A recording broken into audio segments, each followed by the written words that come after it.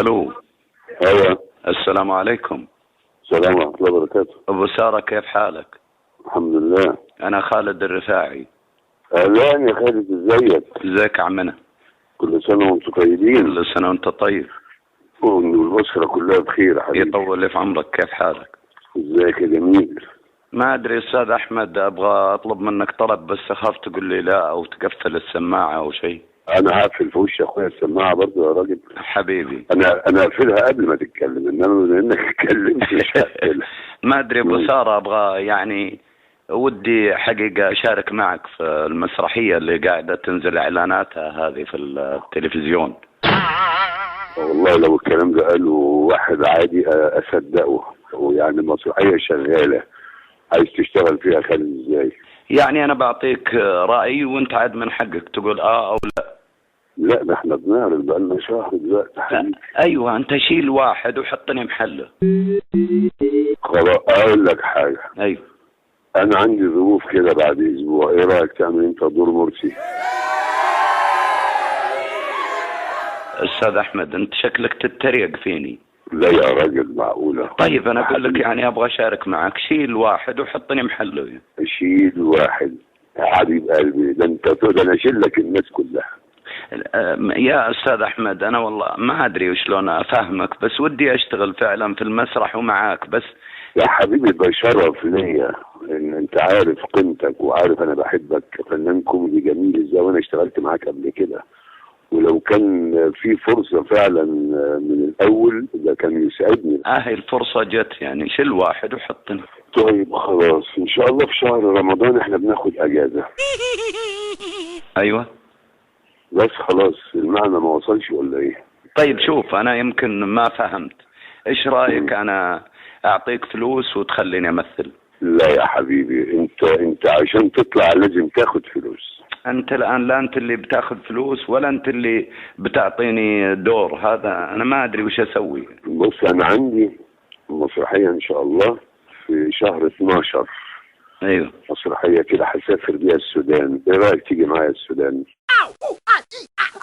يعني الحين أقول لك أبغى الآن أشتغل تقول لي وش رأيك تجي معي السودان بعد العيد وما أدري. يعني أنت لو بتعمل مسرحية في الرياض وشغال بقالك 20 يوم او شهر، ايه اجي انا اقول لك يا خالد مشي حد عشان اجي انا امثل، انت ترضى يا خالد؟ يعني انت شوف انت كيف انت يعني كيف تدبرها استاذ احمد؟ طب اذا كنت مصمم وهتدفع فلوس بس مش اقل من 100 ريال، عندك ساعات تدفع لي 100 ريال؟ تتريق علي يا ابو ساره؟ انا بتكلم جد يا اخي، ايه ده في ايه؟ يعني ادفعها وتخليني امثل؟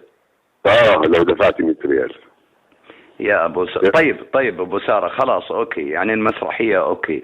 طيب فيه احد عنده مسلسل تتوسط لي يشغلني ولا شيء؟ يشغلك ايه؟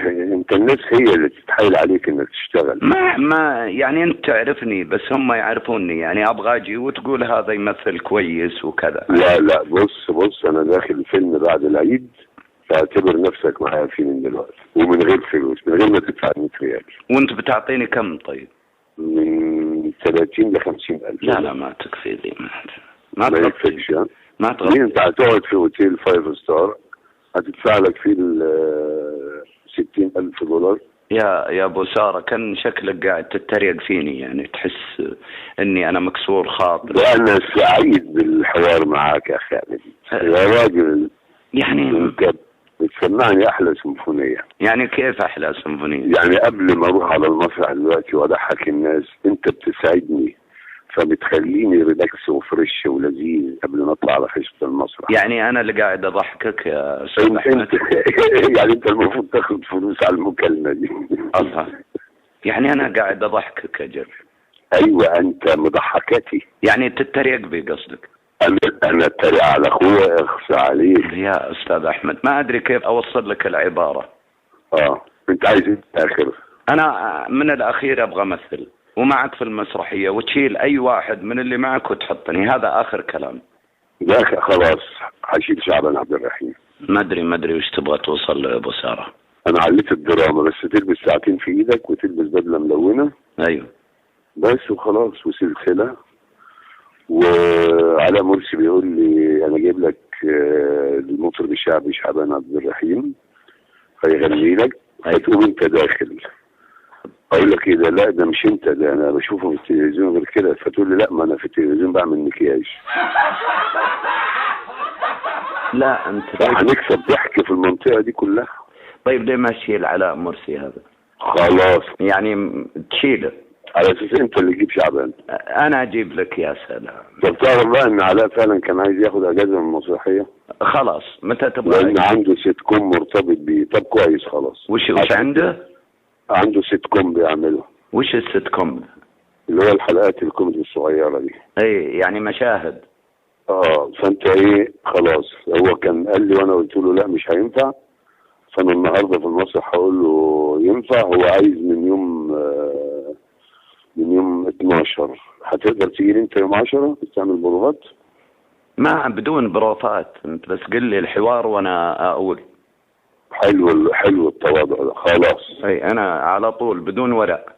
بدون ورق. اي ما له لزوم يعني. بس توعدني يا ابو ساره.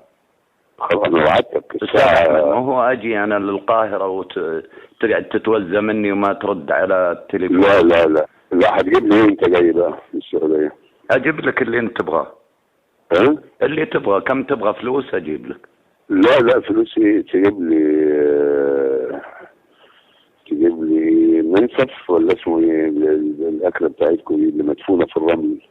يعني تبغى مندي؟ اجيب مندي من الرياض لين القاهره عندكم؟ يا عم عندكم بيفرق طعمه، بيبقى مختلف. يا ابو ساره ما ادري يا ابو ساره. ما تجيبش حاجه يا خالد. يوم 10 تجيلي الساعه 8 بالليل الاقيك في المسرح. انا اجيك بدل ما تستقبلني يا ابو ساره. خالد انا اتخنقت منك. اتخنقت ليش طيب يا ابو ساره؟ لا انا اتخنقت منك يا ابو ساره. احنا زملاء نتناقش. لا انت اسلوبك النهارده مش طبيعي يا خالد والله. بص بقى، لا تجيب المندي ولا تيجي يوم 10. ايوه. ولا همشي علاء مرسي. ايوه. ولا انت هتعمل بوش شعبان عبد الرحيم. وانا اساسا مش احمد بدير. لا حول ولا قوة. يا ابو ساره. يعطيك العافيه. الله يخليك يا خالد. واهلا وسهلا فيك في برنامج.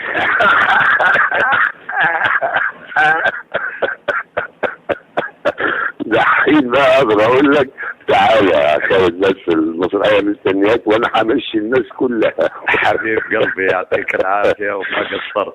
مش قلت لك انا حاسس ان في حاجه يا خالد؟ انت مش طبيعي يا حبيبي. انا سعيد ان انا بلتقي معاكم من خلال لقائي مع اخويا خالد الرفاعي النجم الكوميدي الجميل، اخويا وحبيب قلبي. وبوعدكم ان انا مش همشي حد من المسرحيه ومش هجيبه معايا. كل عام وانت بخير. وانت بالصحه والسلامه. مع السلامه. كل سنه والساده المستمعين بخير وبصحه وبسعاده ورمضان كريم.